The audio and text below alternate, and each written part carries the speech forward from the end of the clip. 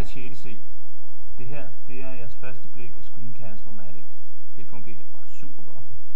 Nu skal jeg lige give en kort intro til Excel. Vi er oppe i celle 1A nu. Det er heroppe. Hvis man skal Excel til at regne noget ud, skal man huske at sætte lig-med-tegn først. Så det gør vi lige. Bum.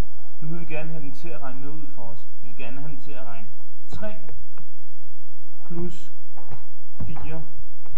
Ja, det vil sige, at vi skal have summen af tallene 3 og 4. Så trykker vi lige Enter. Det giver 7. Den er god nok. Nu skal vi lige have produktet af to syvtaller. Så vi starter igen med at sætte lig-med-tegn. Så siger vi, at vi har et syvtal oppe i A1. Så trykker vi lige der. Nu fortæller vi Excel, at den skal bruge det, der står oppe i A1. I det her tilfælde er det jo et syvtal.